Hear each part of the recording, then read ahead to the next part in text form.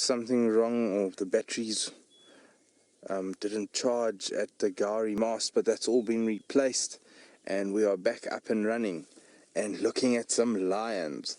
So we've made it all the way to the southern boundary of Cheetah Plains, and we've got, I'm not sure, but I'm guessing the Styx Pride. There are 3 lionesses and the male. I didn't see any cubs, so the one lioness is on her own, doing her own thing, and then the 2 lionesses with the male in closer proximity. There's also some zebra that are sneaking up onto these sleeping lions. They've kept moving towards them, but they're standing still. They've been standing still for a bit now. I think they're just keeping an eye out on those predators, making sure that they don't get... oh, there we go. Let's move out the area and leave these lions in peace.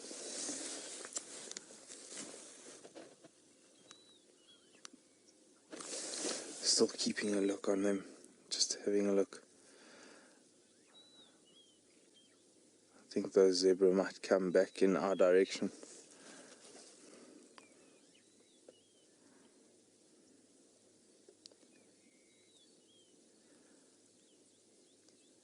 I wonder if these lions left the cubs somewhere and they might have gone out on the prowl last night looking for some food. So I don't think, if it's the Styx, and I don't think they're going to have the cubs with them, they're going to probably have hidden them somewhere in a nice safe place and then carried on trying to find food. If they do find food, the mum will often go back and go and feed the cubs again, and even bring them out with them if it's not too far.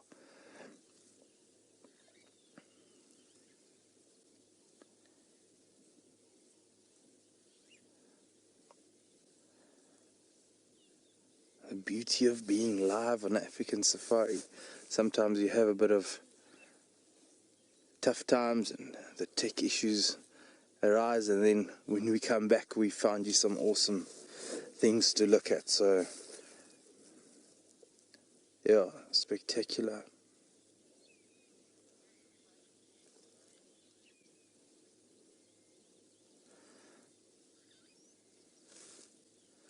Glad to hear everyone's as excited as I am to see these lions again.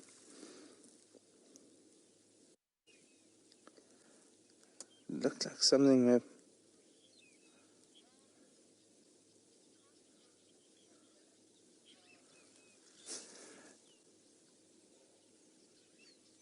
Jabe.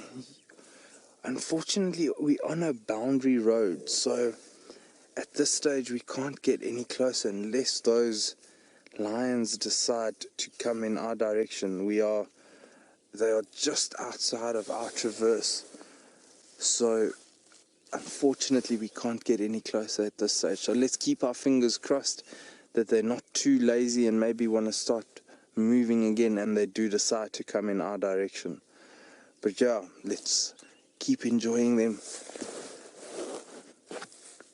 What this does give us an opportunity for, being at this bit of a distance, is any activity we get from these lions with the zebra in interaction, maybe we'll be able to pan out and see the whole thing unfold. That's one of the beauties of these open plains. They give you that opportunity to just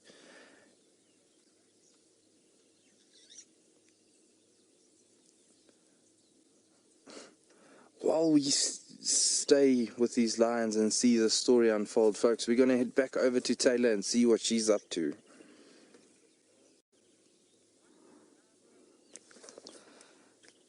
These lions are still very, very, very lazy.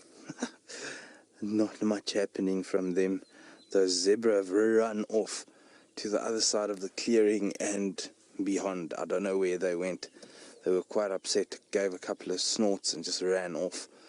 But yeah, the lions not really bothered by them at all. They didn't even react to them. Just the male still with his head up. The females are all taking a nice nap.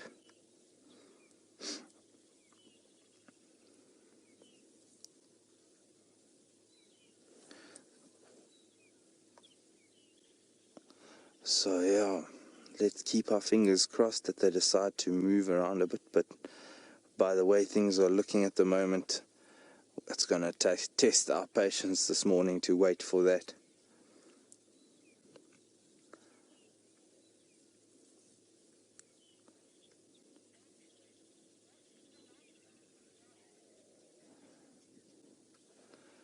Something's just got their attention there. Android would like to know if or what is the lifespan of a lion. Females, I would say a good life for a female would be around 15 to maybe 18 years. That'll be pushing it quite a bit. But females tend to live longer than males. Males in areas where we are, there's a lot of competition for territories. So, in my opinion, if a male gets to 12, 13 years of age, he's had a really, really good life. Most of the time, you can work maybe on an average of about 10 to 13 years would have been a long life for a male lion. If he's weak or there's anything wrong with him earlier on, and he might even have a territory, he's gonna get kicked out quite quickly. And most often after being kicked out of a territory, especially if it was serious fighting, the injuries that they do sustain from fights are horrific, and they normally succumb of that. And on their own, hunting does become a little bit more difficult, so they start scavenging quite a bit. And if there's no luck, then it's a tough life for these magnificent creatures. But I think it's very important that things do run the way they do run out here, and the best genes keep these populations going. So if you're a weak link, unfortunately it's a tough life when you're out in the bush.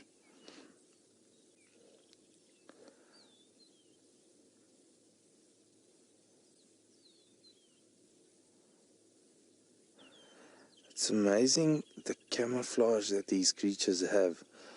When we got here, it looked like termite mounds in the distance, and especially when they're not moving. I just saw these funny colored things. You can see they almost disappeared already. And had a good look with my binoculars, and they, oh, hello lions. So yeah, it's crazy. You can imagine if there was very long grass here, we would have driven straight past here and these lions would never have been seen this morning. So thankfully for the nice short open area and being able to spot things at a distance.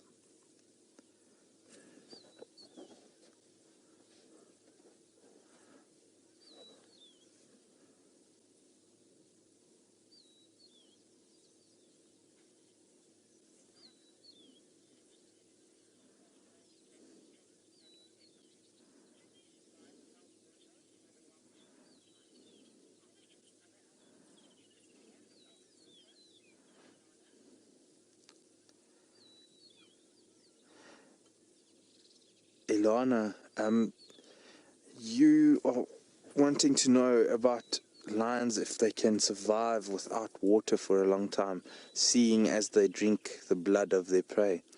Lions are very water dependent, so they need a fair amount of water as well. Even if they're drinking the water of or the blood of their prey, they'll maybe do that for the first day. If let's say they killed a buffalo, they'll do that for the first day or so and then still go for a drink. So lions can go without water for a couple of days maybe, but they need water at least once a day or as often as they can if it's really tough. There are animals though in the drier parts, in the Kalahari Desert and the desert areas, so the oryx for example, they get a lot of the moisture that they need from the plants that they eat. So remember, in the desertous areas there's a lot more succulent plants that do hold a lot of water or moisture, and that allows them to to get the requirements that they need until they get to a proper watering hole that they can have a drink at then.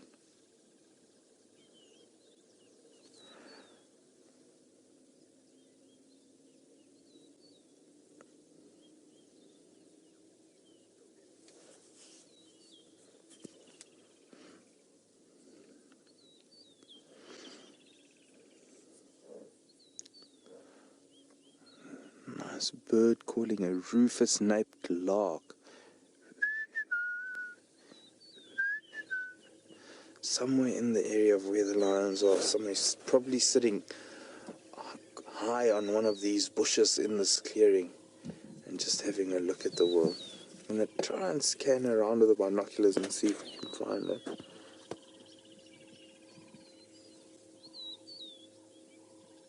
I think, no, that's a dead stick there.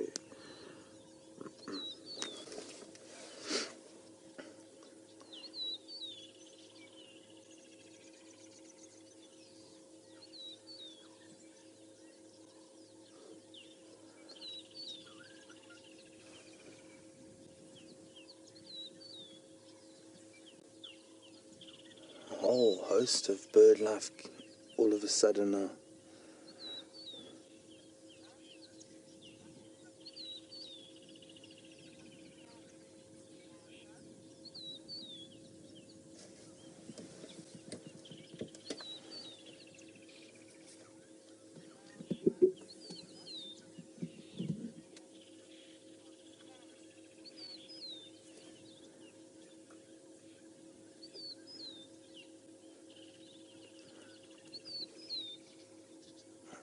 Is that male stretching a bit there?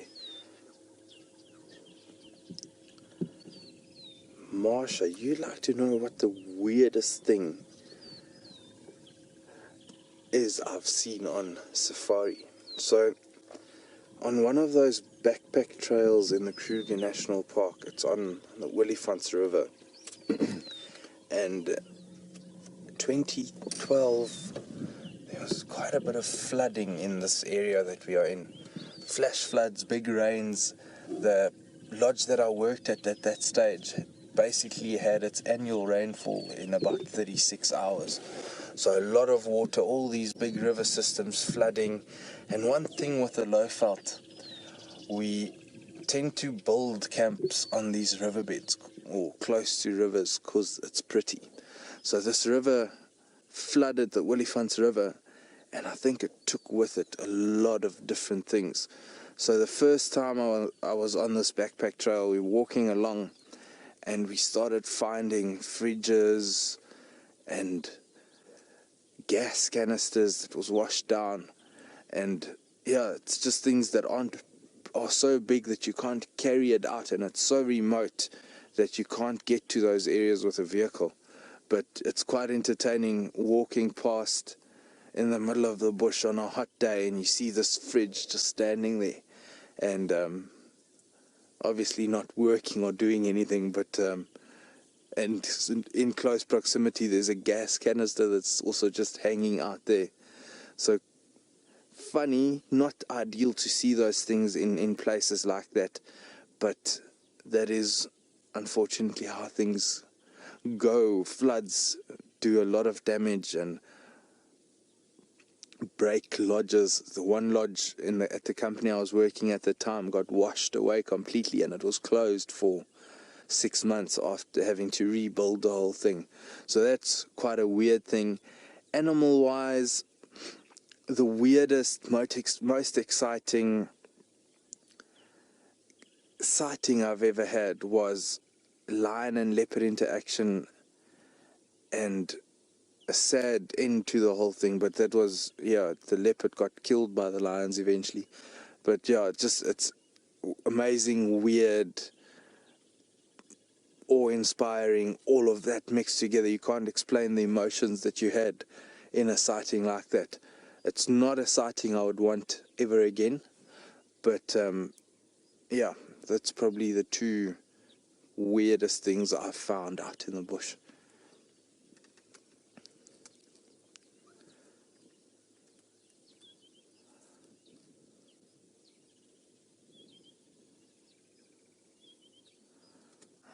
males joining them and having a good snooze now. Gives us a glimmer of hope every now and then, just lifting his head.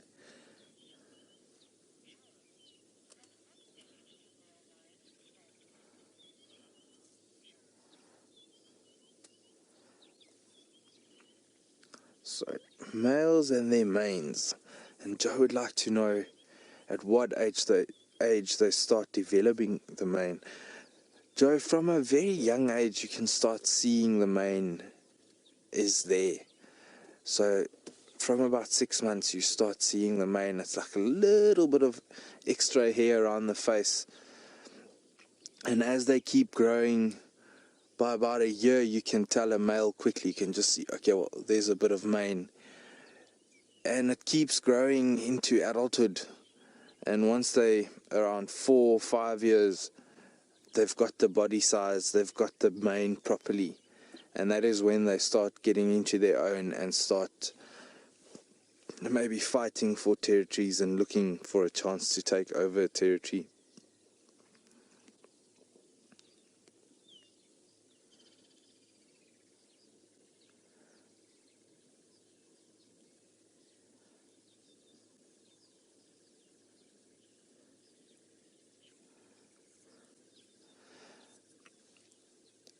Folks, I'm going to leave these lions and carry on and see what else we can find on Cheetah Plains. But in the meantime, while we go in search of anything else, we're going to head over to Brent and see what he's up to on bushwalk. Just hold on. I think he maybe wants to mate. Let's just have a look before we do anything. He looks interested. He's smelling. If he turns his head towards us, you'll see a big smile on his face. It's the phlegm and grimace. He's trying to smell and taste if there's any good signs for him that he might get a chance to mate. If this female is an estrus or not.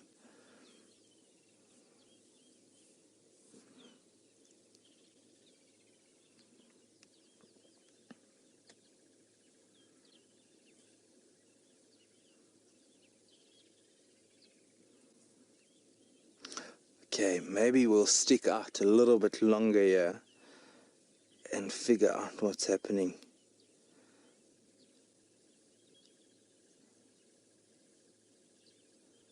There we go.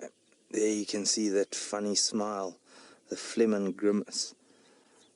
It's a thing in the palate of these mammals that it's called the organ of Jacobson, and that basically uses smell and taste at the same time to pick all these, or to receive and figure out all these different things about the animals.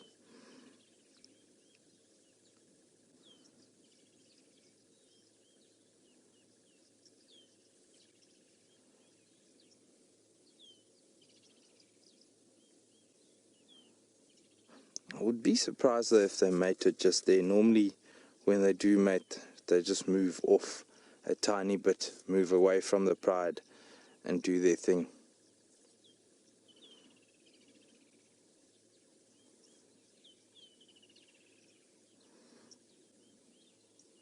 And he's spraying a bit, maybe trying to impress the lady there. Back to sleep he goes. Folks, let's head over to Brent and see what he's up to on bushwalk.